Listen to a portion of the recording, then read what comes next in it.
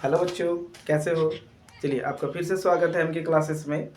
आज हम लोग बात करेंगे एप्लीकेशंस के बारे में। जनरली बच्चे क्या होते हैं कि एप्लीकेशंस लिखते हैं पर एक्चुअल जो रीजन होता है वो नहीं दे पाते हैं, है ना। तो आज हम लोग देखेंगे कि एप्लीकेशन को कैसे लिखा जाए विथ एक्चुअल रीजन। ठीक है, तो आज मैं सिर्फ बात करूंगा सिर्फ और सिर्फ एप्लीकेशन के बारे में कि आप कभी लीव लेते हो स्कूल से, या आपको लीव लेना है, लीव कर देते हो, छुट्टी कर देते हो, तो उसके बाद आप एप्लीकेशन देते हो स्कूल में, तो आप उसको रीजन के साथ कैसे दे सकते हो, एकदम शॉर्ट में, है ना।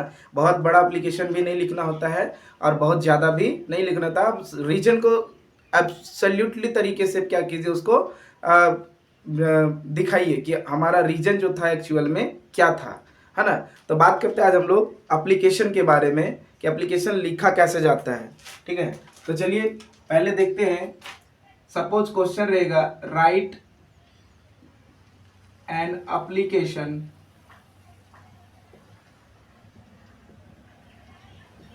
टू द प्रिंसिपल,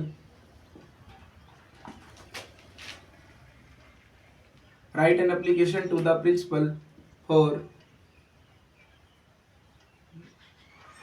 लीव, है ना। अब यहाँ लीव जो है, आप छुट्टी के लिए पत्र लिख रहे हो, एप्लीकेशन लिख रहे हो, आवेदन लिख रहे हो, तो छुट्टी कई तरह के हो सकता है। अब जरूरी नहीं हो कि हर बार आप बीमार पड़ जाते हो तभी एप्लीकेशन लिखोगे। हो सकता है आप कहीं चले गए हो, है ना, शादी में गए हो, पार्टी में गए हो, अपने दोस्त की शादी में गए हो, ब्रदर की शादी में गए हो, अंगर सिस्टर की शादी में गए हो, कहीं भी जा सकते हैं, चचेरा फुफेरा, है ना, कजन्स ब्रदर कजन्स, है ना। कजन्स का मतलब ही हो गया आप फुफेरा चचेरा ममेरा किसी भी भाई बहन के शादी में आप गए हो, या खुद की भाई बहन के शादी में आप कहीं गए हो, तो भी आप क्या करते हो, स्कूल लीव करते हो, है ना। दूसरा क्या है कि आपके घर में बहुत अर्जेंट काम था जिसके वजह से आपने स्कूल नहीं जा पाया, है ना। तीसरा कारण क्या हो सकता है कि आपको बहुत तेज बुखार था, है ना, तो रीजन सिर्फ दे सकते हैं कि फीवर के कारण हम स्कूल नहीं आ पाए। चौथा रीजन क्या हो सकता है, सर दर्द कर रहा था, पेट दर्द कर रहा था, है ना। तो हम डिफरेंट डिफरेंट एक एप्लीकेशन लिखते हैं, लेकिन रीजन कहाँ चेंज करना है ये सिर्फ मैं बताऊंगा। वो आप अलग अलग डिफरेंट डिफरेंट एप्लीकेशन लिख के आप क्या कर सकते हो, उसे कॉपी में नोट कर सकते हो। ठीक है, तो चलिए हम देखते हैं कि कैसे लिखा जाए एप्लीकेशन को। पहले स्टार्टिंग जो करते हैं वो क्या लिखेंगे, टू द, टू लिखेंगे। अब यहाँ से आप ये लाइनिंग देखिए कि जहां से हम टू लिखे वहीं से आपको क्या करना है, द को स्टार्ट करना है। ये लाइनिंग बिल्कुल सामने होना चाहिए, टू द प्रिंसिपल, प्रिंसिपल, है ना। अब आप कौन से स्कूल में पढ़ रहे हो, उस स्कूल का क्या करना है, आपको नाम लिखना है ना। सपोज कोई भी स्कूल है ना, एक्स वाई जेड स्कूल। अब यहाँ एक्स वाई जेड स्कूल मत लिखिए, यहाँ पे आप क्या करोगे, एड्रेस लिखोगे, कहाँ पे स्कूल कहाँ पे है ना। जैसे कि हम एक्स वाई जेड लिख दिए तो कोई भी स्कूल हो सकता है ना। एस एन प्ले स्कूल हो सकता है, चाँदगर खोरी मगो हो सकता है ना। तो आप यहाँ स्कूल का नाम लिखोगे S N play school, suppose चाँदगर खोरी मगो। तो ये चाँदगर खोरी मगो में स्थित है, तो इसलिए मैंने क्या किया, यहाँ पे चाँदगर खोरी मगो लिख दिया। ठीक है, एकदम तरीके से ये जो लाइन है एकदम सीधा होना चाहिए। आपको फिर यहाँ क्या करना है, एक लाइन छोड़ना है। ये जो है आपको क्या करना है, यहाँ पे लाइन छोड़ना है। ठीक है, जो डॉटेड मैंने दिखाया आपको क्या करना है, यहाँ पे लाइन को लीव करना है। ठीक है, सेकेंड आपको उसके बाद लिखना है सब्जेक्ट, है ना। सब्जेक्ट में क्या लिखना है कि आपने छुट्टी कर दिया स्कूल को, है ना, कि आप स्कूल जा ही नहीं पाए, तो आप यहाँ रीजन मत दिखाइए, है ना। सिर्फ आपको लिखना है कि हम एप्लीकेशन किस लिए लिख रहे हैं, छुट्टी के लिए आप एप्लीकेशन लिख रहे हो। तो हम लिख सकते हैं generally application for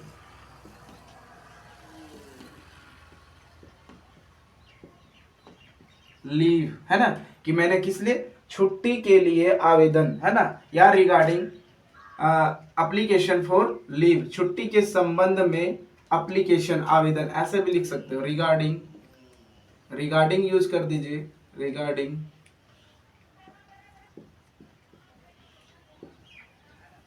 application for leave, है ना, छुट्टी के लिए। इतना बहुत बड़ा हो जाता है, सिर्फ आप लिख सकते हो रिगार्डिंग लीव एप्लीकेशन, या आप सिंपली यही लिखो एप्लीकेशन फॉर लीव।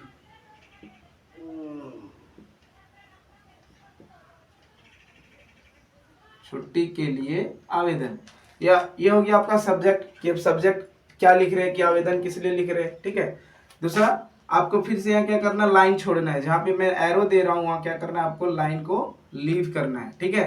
उसके बाद लिखिए आप डियर सर, सर, या आप क्या से लिख सकते हो, मैम, मैम है तो मैम लिखिए, मिस है तो मिस लिखिए, है ना, मैम लिख सकते हो। अब यहाँ से आपको क्या करना, स्टार्टिंग करना, एप्लीकेशन को लिखना है ना।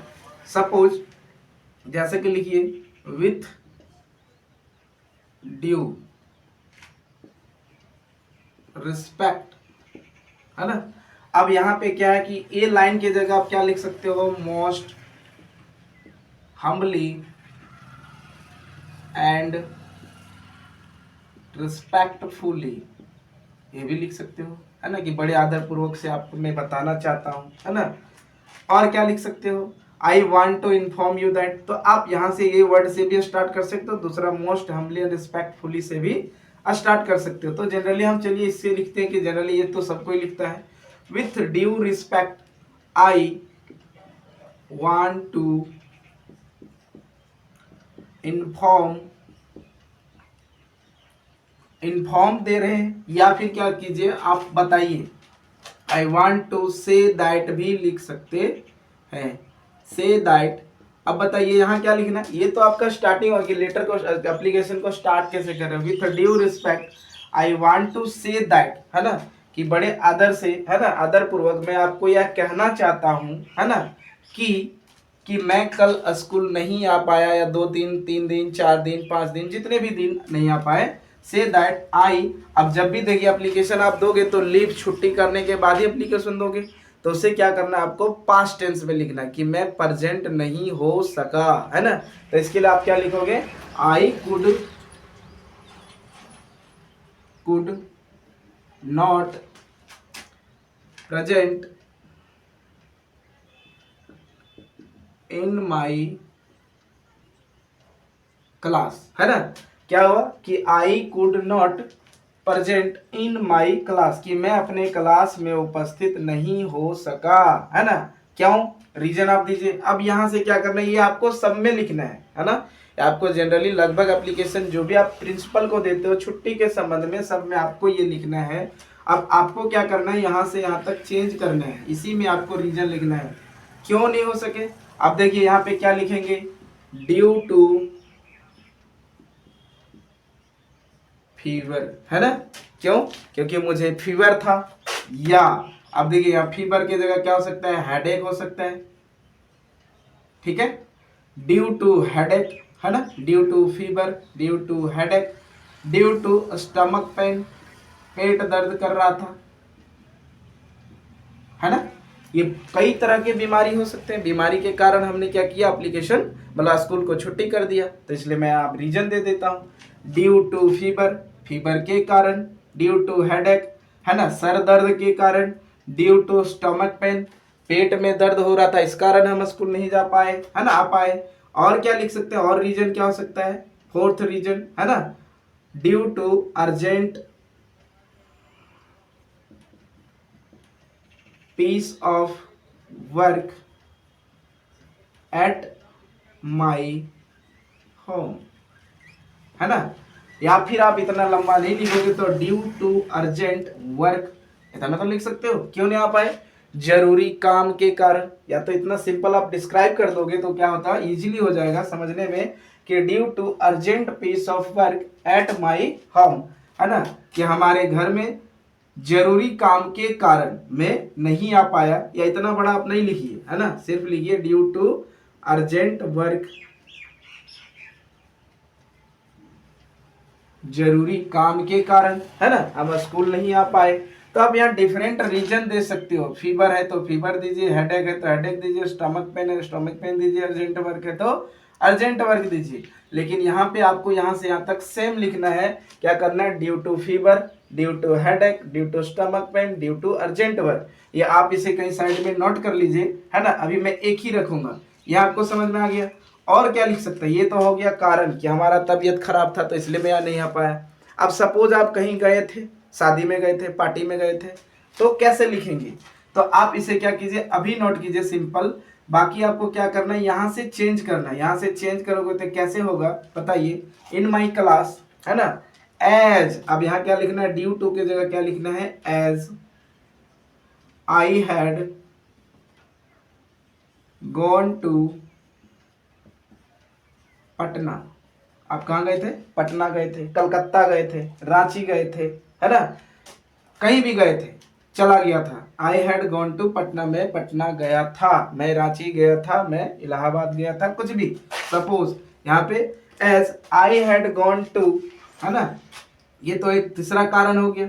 चौथा कारण क्या हो सकता है कि as I had gone to,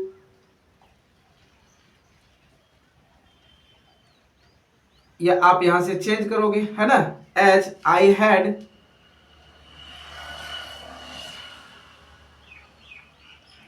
to participate in my brothers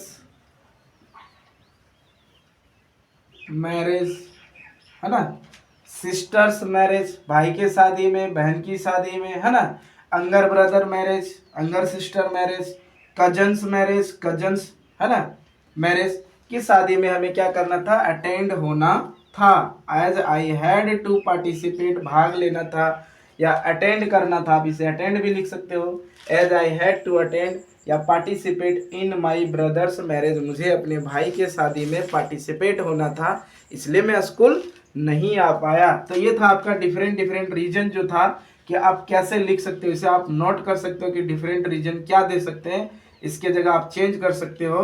तो आप सिंपली, मैं एक एप्लीकेशन को कंप्लीट करता हूँ फीवर, है ना, या फिर इसी को कंप्लीट करता हूँ यहाँ से, ठीक है। ये तो ड्यू टू फीवर आप लिख लोगे, ड्यू टू हेडेक लिख लोगे, ड्यू टू स्टमक पेन लिख लोगे, ड्यू टू अर्जेंट वर्क लिख लोगे, as I had to participate in my brother's marriage, cousins marriage, है ना, sister's marriage, younger brother's marriage, younger sister marriage, different type का reason हो गया, है ना। तो इसे आप क्या कर सकते हो, इसे नोट कर सकते हो, वो एप्लीकेशन को कंप्लीट कर सकते हो। ये आप कहीं साइड में नोट कर लीजिए, अभी मैं बताऊंगा कि कैसे कंप्लीट करना है, सिर्फ आपको यहाँ चेंज करना है। तो मैं रब कर रहा हूँ इसे, ठीक है। तो आप इसे देखिए, अब इसे मैं चेंज कैसे करूँगा यहाँ।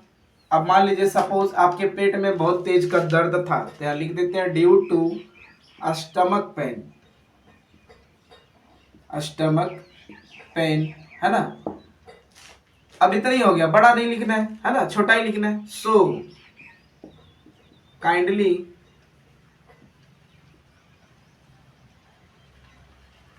ग्रांट। अब ग्रांट देखिए क्या होता है, जनरली हम लोग क्या करते हैं एप्लीकेशन में, ग्रांट लिखते हैं कि आप मुझे छुट्टी दीजिए, है ना।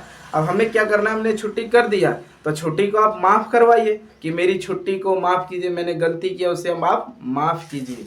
तो हम यहाँ कैसे लिखेंगे, अगर आवेदन आप पहले दे रहे हो, छुट्टी पहले मांग रहे तो लिखिए सो काइंडली ग्रांट में leave for 2 days 3 days 4 days 5 days. Otherwise आपको क्या करना है कि जब आप जनरली एप्लीकेशन बाद में देते हो तो क्या करना है, सो काइंडली, सो ऐसे लिख सकते हैं, सो मत लीजिए, है ना, stomach pain, therefore I request you to, I request you to forgive, क्या यूज कर सकते हैं word, forgive my absence,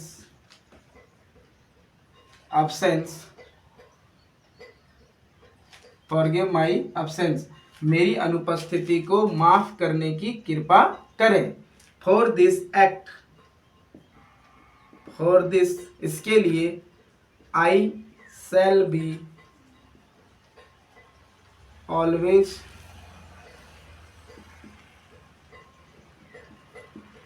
thankful to you, है ना। आप इसे लिख सकते हो, ऑलवेज थैंकफुल टू यू। अब यहां क्या कीजिए आप, योर्स